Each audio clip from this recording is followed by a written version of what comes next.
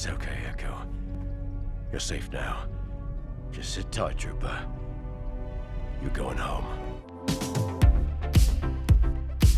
Clone Wars Season 7, Episode 2 is filled with Star Wars Easter eggs and references, and there was also one moment that literally made me spit up my cereal.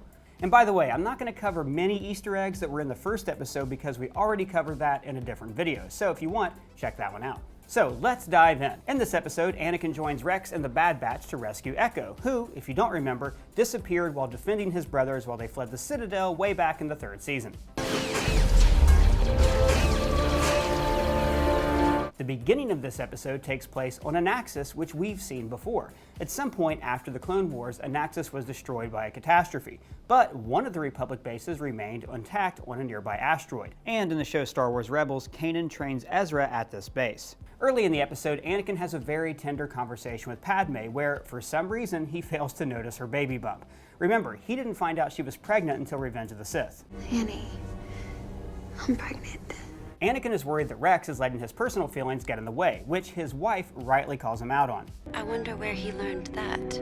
Tell me what happened! Get away from her! This is a great scene and manages to be more heartfelt than many of their scenes in the actual movies.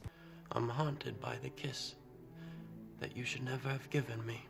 And this episode has technically already been released as an unfinished animatic years ago. For the most part, the episodes are identical, but the animatic featured Padme in a different way. That's our girl, the Naboo senator. We check her out on the holoscans. This was originally how the creators revealed that Rex knew about Anakin and Padme's relationship. That is not staying there.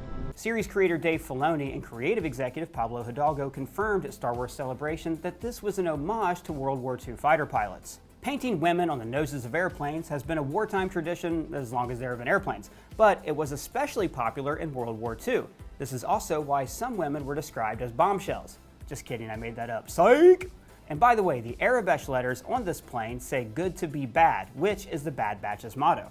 There's another subtle change they made from the animatic. In the earlier draft, Obi Wan tells Anakin the Council doesn't approve of his mission. Am I to gather the rescue mission just proposed to the Council, the one they rejected, is going forward? Meaning that Anakin and the Bad Batch have gone rogue. But in this one, Obi Wan barely has a chance to speak. No, wait. That's not... No time. But he does drop this little info nugget on Anakin. I hope you at least told Padme I said hello. What? So what, he knew the whole time? The whole time you would, the whole time! Now I'm going to get into this in more detail at the end of the video because I don't want to break up my Easter egg flow. So moving on. There's a poster on the wall of the barracks showing a dogfight. In Arabesh, the official Star Wars alphabet, this says Space Battle. I also love the little details in this series, like how the Republic symbol is on every bed. Wrecker is working out with a Gonk droid. Now we first saw these in A New Hope, and then in Return of the Jedi, when C-3PO stood by and did nothing while one was being tortured in Jabba's palace.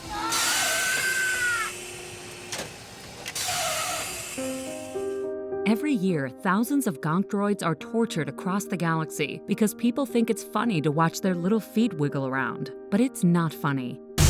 Vote yes on Proposition 66 to end Gonk droid torture. In the Bad Batch's ship, we see the same poster from before, but also this one, which also reads Space Battle. So maybe this is a reminder of the rules of engagement. It's kind of weird they would have all these posters just saying the thing they're doing. If you have any theories about these posters, let me know in the comments below. Anakin is taken away by aliens that ride bat creatures, and their helmets were modeled after the headdresses of ancient pharaohs.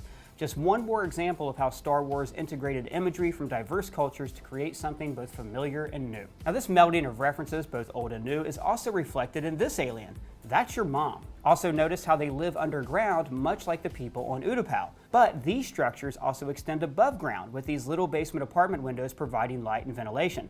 They probably live underground because the planet is susceptible to sandstorms. And this would also be why they form such strong bonds with these creatures, because they can fly over the storms. My intel says the Poltecs worship flying reptiles. The little details in the show are so much fun to spot. For instance, at the bottom of these goggles, this text says translation mode activated.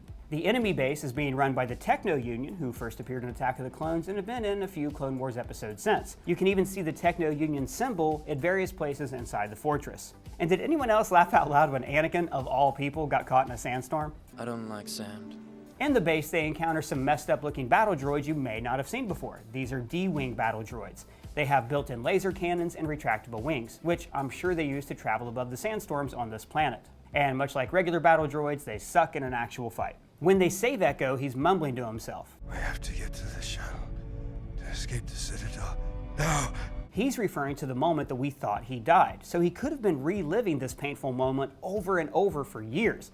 Now, this repetition is appropriate since his name is Echo. We all heard the orders, Echo. Stop calling me that. Stop repeating every order. All right, so let's talk about the big moment. I hope you at least told Padme I said hello. Obi Wan knew about Anakin and Padme, huh? We always knew he suspected from this scene. Anakin is the father, isn't he? But now the question is, how long has Obi Wan known that Anakin has a secret relationship with Padme? Well, there's a clue here.